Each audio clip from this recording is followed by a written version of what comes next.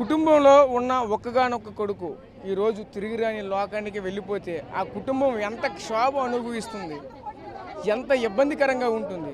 ఈరోజు మనం బొబ్బిల్లో జరిగిన ఘటన అయితే చూడవచ్చు. 9వ తరగతి చదువుతున్న ఒక పిల్లవాడు ఇద్దరు పిల్లవాళ్ళ మధ్య గొడవ కారణంగా ఈరోజు పూర్తిగా తిరిగిరాని లోకానికి వెళ్ళిపోయినటువంటి పరిస్థితి కనిపిస్తుంది. ఈరోజు మనమైతే చూడవచ్చు, ఆ తల్లి తల్లడిల్లిపోతుంది. ఇక ఈ లోకాన్ని విడిచి నా కొడుకు వెళ్ళిపోయాడు, మేము ఎలా బతకాలి అంటూ తీవ్ర రోధిస్తున్నటువంటి పరిస్థితి మనకు కనిపిస్తుంది.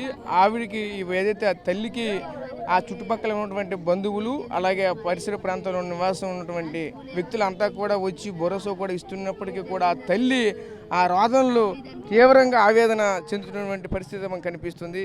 ఆ తల్లి మాటల్లో అడిగి తెలుసుకుందాం. అమ్మ, బాబు ఎలా ఉండేవాడు, ఏంటి, ఎలా ఉండేవాడు మనతో, ఎలా మీరు మీ మధ్య ఎలా మెలిగేవాడు, పిల్లడు కూడా చాలా మంచివాడు అని చెప్తున్నారు. ఏంటి బంగారు కొడుకు, బంగారు ఎవరు పట్టడు, స్కూలు ఇల్లు తప్ప ఆడికి రెండో ప్రపంచం తెలియదు. స్కూల్కి వెళ్ళడం ఇంటికి రావడం తప్ప స్కూల్ ఏడు జరిగిందో మాకు తెలియదు. గొడవ పడుతున్నారు అంటున్నారు కదా, ఎప్పటి నుంచి గొడవ పడుతున్నారు ఏంటి? మొన్న శుక్రవారం నుంచి అయిందంట, ఎవరు చెప్పలేదు మాకు. స్కూల్లో కూడా ఎవరు తల్లిదండ్రులకు చెప్పాలి కదా, ఎవరు చెప్పలేదు మాకు. ముందు చెప్పుంటే నా కొడుకుని ఏదో ఆడికి ఏదో చెప్పుకున్నో లేదంటే స్కూల్లో మార్చుకున్నో అలా చేస్తున్నాడు అనేసి ఏది తెలియదు. స్కూల్కి వెళ్ళి మనిషి చంపేసి ఇంటికి శ్రమ ఇవ్వడం ఏంటి? స్కూల్ బట్టలతోనే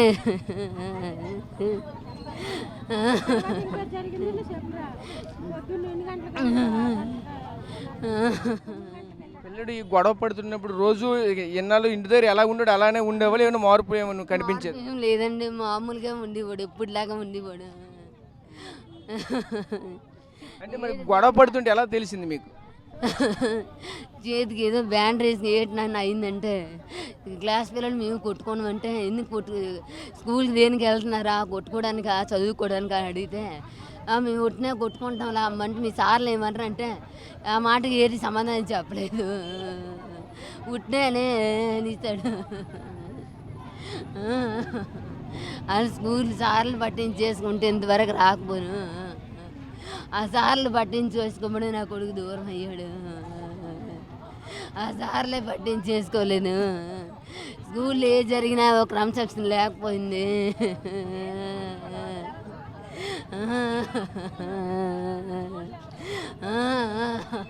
చూసాం కదా, తల్లి కూడా అల్లాడిపోతున్న పరిస్థితి కనిపిస్తుంది. ఈ యొక్క కొడుకు తిరిగిరాని లోకానికి వెళ్ళిపోవడంతో ఏం చేయాలో తోచినటువంటి పరిస్థితి మాత్రం కనిపిస్తుంది. అదే సమయంలో ఇక్కడ కూడా వాళ్ళతో పాటు వచ్చినటువంటి భరోసా ఇవ్వడానికి వచ్చినటువంటి చుట్టుపక్కల ఉన్నటువంటి వాళ్ళు కూడా ఉన్నారు. అమ్మ, చెప్పండి అమ్మ, పిల్లడు ఎలా ఉండేవాళ్ళు, ఏంటి మీతో పాటు చూసేవాళ్ళు కదా, ఆ తల్లి కూడా తల్లడిల్లిపోతుంది, చూస్తుంటే ప్రాణం కూడా తరుక్కుపోతున్నటువంటి పరిస్థితులు కనిపిస్తున్నాయి. ఎలా ఉండేవాడు పిల్లడు? మంచోడు అండి, చాలా భయం, అసలు గొడవలంటే భయం అసలు బాబుకి, చాలా మంచోడు. అమ్మ, పిల్లడు ఎలా ఉండేవాళ్ళమ్మ? పిల్లని మేము చూసేవాళ్ళు కదా రోజు, ఎలా ఉండేవాడు? బాగానే ఉండేవాడు. చదువు ఇల్లేనండి, ఏం గొడవలు అయ్యాయి తెలియదండి. 5:30 అయింది, మాకు ఫోన్ వచ్చింది, హాస్పిటల్లో కొట్టేసి పడేశారు అంతే. మంచోడేనండి, చదువు ఇల్లు చదువు ఇల్లు చదువు ఇల్లు, గొడవలు ఫ్రెండ్షిప్ ఎక్కువండి. ఆ ఫ్రెండ్స్లో ప్రాణం తీస్తారు, ఆ ఫ్రెండ్లో ప్రాణం తీస్తారండి. మా మనవడే వాళ్ళ నాన్న అమ్మాయికడండి, ఏడు తెలియదండి, పేదోళ్ళండి.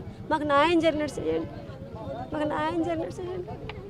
మా బిడ్డను మాకు రాలేదు, మాకు న్యాయం జరగాలి, అంత తప్పించి ఇంకే మాట్లాడలేదు. మా మనవడేనండి. అంటే గొడవ పడుతున్నప్పుడు మీకు ఏమైనా చెప్పారా? గత 3-4 రోజుల కింద నుంచి గొడవ పడుతున్నారు అని చెప్తున్నారు, అది ఇంటి దగ్గర ఎవరు చెప్పలేదు? నిన్న స్టేషన్ దగ్గర వచ్చాం, ఇక్కడికి వచ్చాం కదా, హాస్పిటల్లో వాళ్ళు తెచ్చి ఎంక్వైరీ చేస్తే చెప్పారట శుక్రవారం నుంచి గొడవలు అవుతాయి సార్. ఆ విషయం కూడా మాకు తెలియదండి, ఆ విషయం మాకు తెలియదు. తెలిస్తే స్కూల్ మానిపించిద్దాము.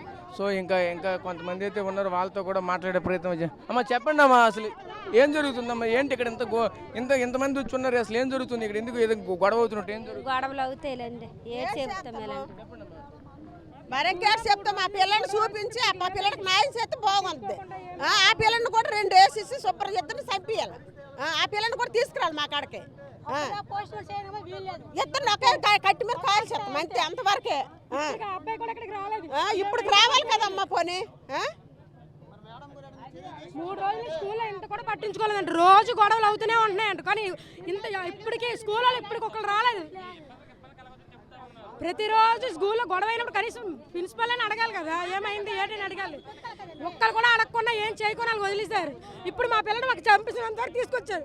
అవతల వాళ్ళు ఊరుకుంటారు ఉంటారా అంటే మాకు తక్కువ క్యాస్ట్ అనిస్తే కదా అందరూ ఊరుకుంటున్నారు. అదే పెద్ద పెద్ద వాళ్ళు అయితే ఇప్పటికీ అందరూ రైజ్ అవుతారు. మాకు ఏమి పలుకుబడే లేక కదా అందరూ వచ్చి మాకు ఇది అవుతున్నారు. డబ్బులు ఇది అవుతాడు.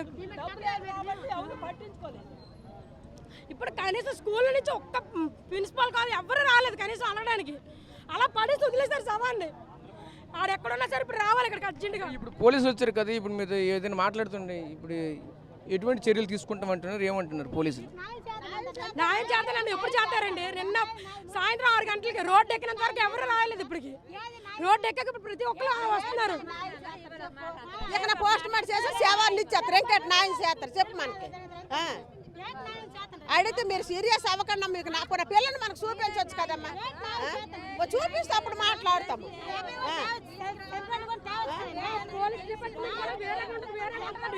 పోలీస్ డిపార్ట్మెంట్ కూడా వేరే ఉంటుంది. ఏం వేరే ఉంటుందండి?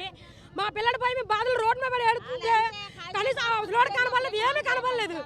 అవతలోడు కనీసం ఇప్పుడు వచ్చాడా ఎలా ఉంది పిల్లడు కానీ ఒక్కరు కూడా రాలేదు, చేయలేదు. ఇప్పటికి మేము ఎంత ఏడుతున్నామా మా కడుపు కోత తగలాలి.